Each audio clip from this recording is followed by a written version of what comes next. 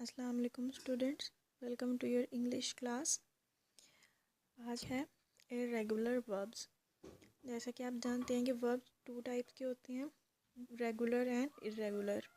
Regular verbs के बारे में मैं आप लोगों को बता दिया था, जिनके पास्ट टेंस में जिनके लास्ट पे डी और ईडी ऐड हो जाता है।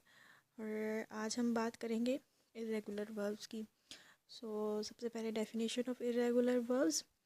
An irregular verb is a type of strong verb. Irregular strong verb की एक type है which has some special rules for creating past tense forms, जिसके एक special rules हैं past tense forms को बनाने के लिए. So these verbs do not end with d, ed और ied. तो ये जो verbs होते हैं ये d, ed और ied पे end नहीं होते, rather they change their forms completely. ये अपनी जो फॉर्म है कम्प्लीटली चेंज कर लेते हैं।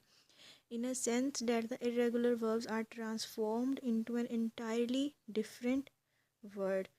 के इसी तरह इर्रेगुलर वर्ब्स ट्रांसफॉर्म हो जाते हैं बिल्कुल ही एक न्यू वर्ब में। ठीक है, तो हम यहाँ पर कुछ एग्जांपल्स देख लेते हैं।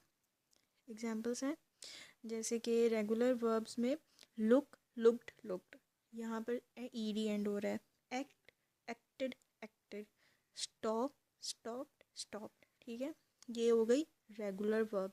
अब दूसरी तरफ हमारे पास है इर्रेगुलर वर्ब।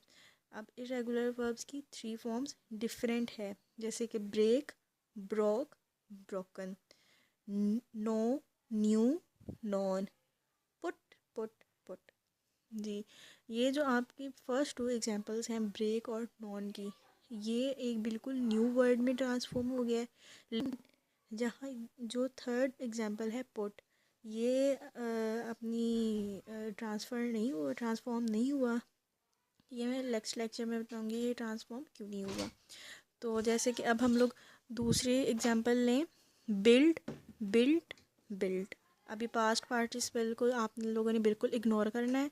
ठीक है, अभी सिर्फ base form and simple past tense पे रहें और पास्ट पार्टिसिपल की थर्ड फॉर्म भी देख लें। Build, built, built, catch, caught, caught, do, did, done, go, went, gone, know, knew, known, lie, lay, लेन। ठीक है, ये 3 फॉर्म्स हो जाती हैं ऐसे ही जब हम लोग पास्ट टेंस में एक वर्ब को चेंज करते हैं।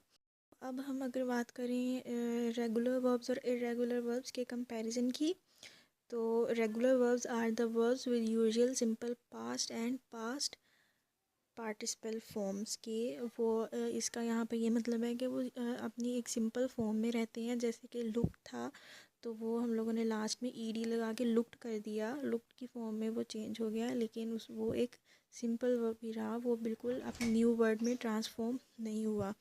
तो दूसरी तरफ है irregular verbs. Irregular verbs refer to the verbs which have same और different present and past tense forms.